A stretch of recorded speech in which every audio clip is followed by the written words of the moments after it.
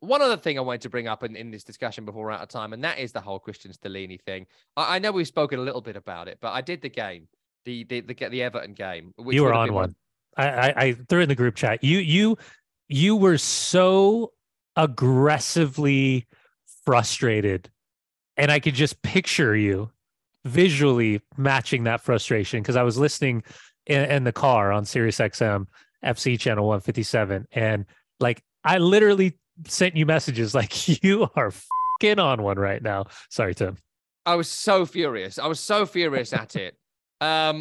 Not just because I need Everton to lose games for West Ham to stay up, though that I'm sure was part of it subconsciously, but watching Tottenham right now, like that, if you want to know what a manager does and why teams hire a manager, watch that game. Yeah. Because it was such an abysmal performance from Tottenham. And yes, they were winning the game because of the penalty given to Harry Kane and converted by him. But the way they played, when they were winning in that game and they had the ball in their own penalty area, and Lloris gave it to Longley, but then put it into Dyer, who tried to dribble out from his own penalty area and lost it. And then 30 seconds later, they did it again. Højbjerg was passing it into touch. No one knew what to do because there was no plan. And it's to your point right at the top of the program.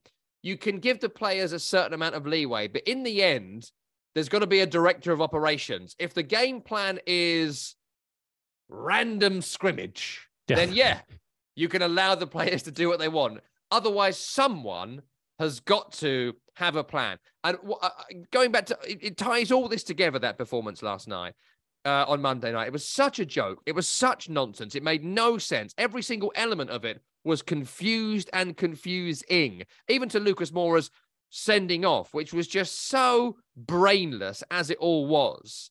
And it was almost annoying they nearly won it. You cannot give Stellini that job for the next 9 games, because if Tottenham Hotspur are going to attract a Nagelsmann, which they might not because he might be going to Chelsea, but let's say they want to, they ain't going to do it in the Europa League, not in the Conference League. And right now, they're sitting in 4th, having played more than Man U. It's unlikely. They've got to win pretty much every single game. They're not going to do it with essentially the janitor in charge for the next 9 games. And yet they seem happy to do it.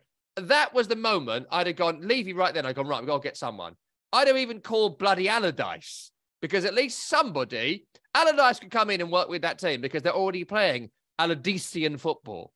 So why not give it to someone? Yeah. Thank you. Not my first time.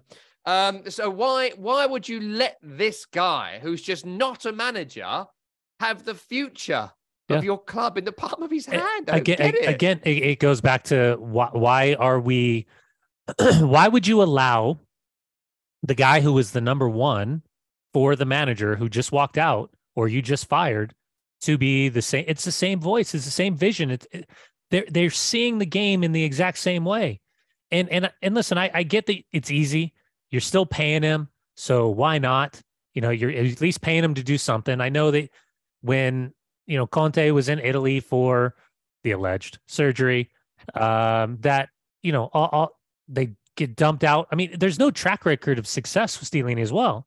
It's not like he's come in and all of a sudden this team's turned over a team 4-0. It's like, oh, relaxing, fun, exciting.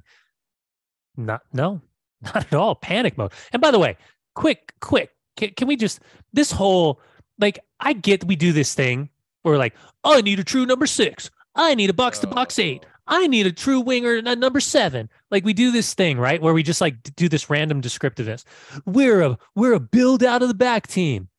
This bullshit, sorry, Tim, absolute bullshit, sorry, Tim, of being like, I'm a center back. I'm going to play a soft left-footed pass into the right foot of my keeper, who's going to set himself up with the dominant left foot to then play a ball 15 feet to his right to the other center back, who will then play a ball to the right back, who will play the ball to the defensive midfielder, who will lay it back to the center back, and then I'll find the right midfielder, who will then lay it back to the defensive midfielder. He will then play it to the forward, who will drop it to the winger, and then the opposite winger will make a run, and he will just dump the ball into space, and that is a breakaway. I mean, what the is happening? Sorry, Tim, I'm stopping. I promise. Like, what in the flying squirrel is happening? Like, why? What are we doing? This whole goal kick thing, it doesn't make sense. It doesn't make any sense to me.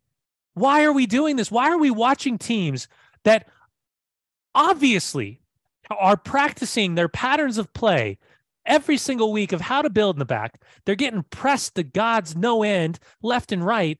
And we're seeing balls just lump the ball 20 yards, 50 yards forward, win the second ball. If you can't win a header, win the second ball in the midfield, push your team up, get the ball away from your goal. This whole, this incessant drive to try to teach defenders how to play out of the back with literally a press of 6 makes zero effing sense. 0 sense. I don't get it. It's insane. Especially when you have a lead and you're on the road. You're just inviting. And by the way, not for nothing. 1-0 up at Everton with 10 minutes to go. You're inviting the fan base to jump onto the back of the players to give them even more momentum. And then you start to second guess yourself. You start to panic. You start not running because you don't want the ball. You start hiding. Everything becomes that much worse. If you're winning and you don't have the player profile of defenders that can build out of the back, stop playing out of the back. Sorry, Tim. And don't do it 1-0 up at Goodison Park with a janitor as your manager. Jesus. When, I don't know, put it in their half. Call me old-fashioned, but you're not going to concede a goal if the ball is in their half of the field. If you're going to play out, we play modern football. Though, but even if they do it, do 2 or 3 passes and then, release it. The challenge isn't keep it in your area for as long as possible. That's you play modern football? We play modern football. We play out of the back from a goal kick. Modern football. When teams do it well, they do it with a plan. That was incredible. That really was incredible. You're like a Bollywood superstar. That was amazing. That's amazing. I can't think of a single Bollywood superstar. Amir Khan, isn't he a famous actor? Yeah. Close. No. It feels right. Only when you fix it.